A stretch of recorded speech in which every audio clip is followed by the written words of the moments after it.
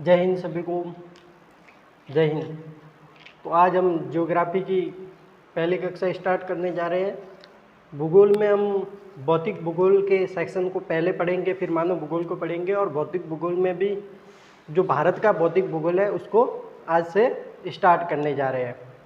तो हमारा पहला चैप्टर होगा भारत की स्थिति, यानी हमारे चैप्टर का नाम हो जाएगा भारत की स्थिति।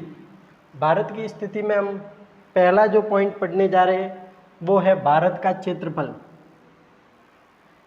लगभग आप सभी जानते ही होंगे कि भारत का क्षेत्रफल 32,87,263 वर्ग किलोमीटर है। भारत का क्षेत्रफल 32,87,263 वर्ग किलोमीटर। एक अभी भी नए डेटा के अनुसार जो भारत का क्षेत्रफल है उसमें 32,87,469 दिया गया है। अगला है कि विश्व में भारत का जो क्षेत्रफल है वो विश्व के कुल भूभाग का 2.4% भारत कवर करता है। अगर हम देखा जाए तो इस विश्व के कुल जो भूभाग है उसका 2.4% भाग है वो भारत की भूमि के अंतर्गत आता है और इस प्रकार से भारत विश्व में 7वां स्थान रखता है। जितने भी देश हैं उनमें से 7वां बड़ा देश भारत है और उन 7 देशों की बात करें तो पहला रूस, दूसरा कनाडा, तीसरा यूएसए, चौथा चीन, 5वां ब्राज़ील और छठा ऑस्ट्रेलिया और 7वां जो है अपना भारत स्थान रखता है। इस प्रकार से भारत का विश्व में कौन सा स्थान हो जाएगा? 7वां। अगला देखते हैं स्थलीय सीमा। तो भारत की कुल स्थलीय सीमा है वो कितनी है? 15,200 किलोमीटर। और इसके अंतर्गत यदि भारत के समुद्र के क्षेत्र को भी गिने तो भारत का समुद्र के अंतर्गत जो क्षेत्र है वो है 12 समुद्री मील। अगला है भारत में कुल जितने राज्य हैं वो है अभी वर्तमान में 28 राज्य और केंद्र शासित प्रदेश भारत में वर्तमान में 8 है। 8 केंद्र शासित प्रदेश और 28 राज्य हैं।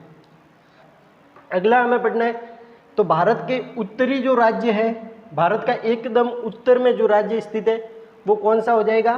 कश्मीर राज्य। भारत का बिल्कुल पश्चिमी राज्य अगर पूछे तो गुजरात राज्य।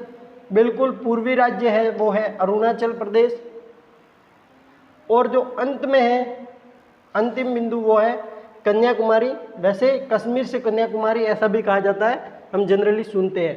कन्याकुमारी एक राज्य नहीं है, इस बात का ध्यान रखें। अगला आपने को पढ़ना है भारत का मानक याम्योत्तर। तो भारत का जो समय तय करने वाली रेखा है उसको मानक याम्योत्तर कहते हैं और भारत का मानक याम्योत्तर है वो है 82.5 डिग्री और इसी को 82 डिग्री 30 मिनट पूर्व याम्योत्तर भी कहते हैं। तो दोनों ही बातें सेम है, 82.5 डिग्री कहो या फिर 82 डिग्री 30 मिनट कहो। हमारे बिंदु तीसरा भारत का विस्तार। भारत का विस्तार। तो भारत का विस्तार अगर हम अक्षांशीय विस्तार की बात करें तो भारत के अक्षांशीय विस्तार 8 डिग्री 4 मिनट उत्तरी अक्षांश से लेकर के 37 डिग्री 6 मिनट उत्तरी अक्षांश तक है। तो भारत का अक्षांशीय विस्तार कितना हो जाएगा? 8 डिग्री 4 मिनट उत्तरी अक्षांश से लेकर के 37 डिग्री 6 मिनट उत्तरी अक्षांश। बात करें भारत के देशांतरीय विस्तार की तो देशांतरीय विस्तार भारत का कितना है? 68 डिग्री 7 मिनट पूर्वी देशांतर से लेकर के 97 डिग्री 25 मिनट पूर्वी देशांतर। इस प्रकार से भारत के कुल अक्षांशीय और देशांतरीय विस्तार को अगर हम देखें तो लगभग 30 डिग्री यह हो जाता है। कुल अक्षांशीय और देशांतरीय विस्तार कितना है भारत का? 30 डिग्री। अब भारत की उत्तर से दक्षिण की जो लंबाई है, भारत की उत्तर से लेकर के दक्षिण की कुल लंबाई है वो है 3,214 किलोमीटर। भारत की उत्तर से दक्षिण की लंबाई कितनी है? 3,214 किलोमीटर। अगला है भारत की पूर्व से पश्चिम की लंबाई वो है 2,933 किलोमीटर। पूर्व से लेकर के पश्चिम तक की जो यहाँ से यहाँ तक की कुल दूरी है वो कितनी हो जाएगी? 2,933 किलोमीटर। अक्षांश रेखाएं हैं, इनमें अंतर नहीं आता है, बीच में दूरी का अंतर नहीं आता है। ये इनके बीच की जो दूरी होती है वो लगभग समान बनी रहती है। अक्षांश रेखाओं के बीच की दूरी होती है वो सेम होती है, जबकि देशांतर रेखाएं जो होती है इनके बीच की दूरी होती है ना, वो ध्रुवों की तरफ जाते समय कम होती है। यानी कि जैसे जैसे हम विषुवत रेखा से ध्रुवों की ओर बढ़ते हैं तो देशांतर रेखाओं की जो दूरी है वो धीरे धीरे कम होने लगती है, जबकि अक्षांश रेखाएं जो उनकी दूरी नियत रहती है, उनकी बदलती नहीं है।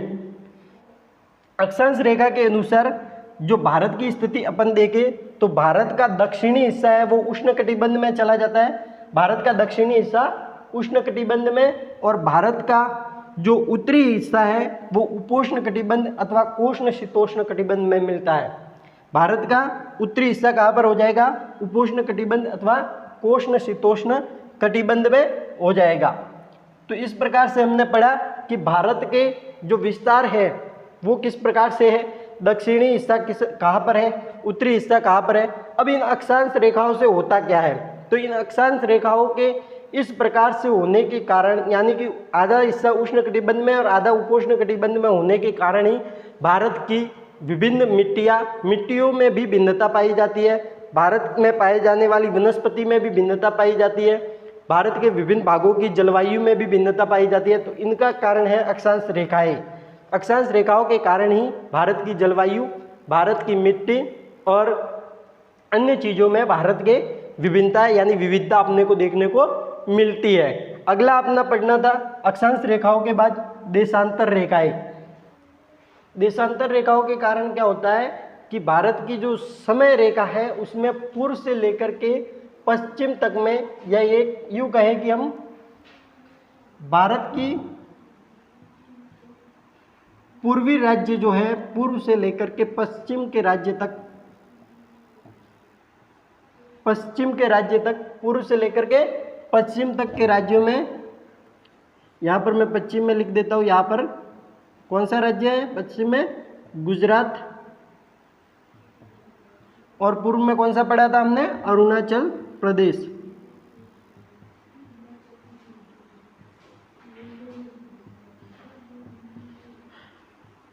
तो इस गुजरात से लेकर के अरुणाचल प्रदेश तक हम जाते हैं तो यहाँ से लेकर के यहाँ तक के समय में कुल 2 घंटे का अंतर आता है। कितना अंतर आता है? 2 घंटे का अंतर आ जाता है। और इसका कारण क्या है? देशांतर रेखाएं। देशांतर रेखाओं के कारण ही भारत के समय में कितना अंतर आ रहा है? 2 घंटे का। तो हमने पढ़ा कि अक्षांश रेखाओं के कारण तो क्या हो रहा है? जलवायु, मिट्टी, तापमान आदि में भिन्नता दिख रही है, जबकि समय में भिन्नता देशांतर रेखाओं के कारण दिख रही है। आज के लिए इतना ही, आगे का हम कल पढ़ेंगे। धन्यवाद, थैंक यू।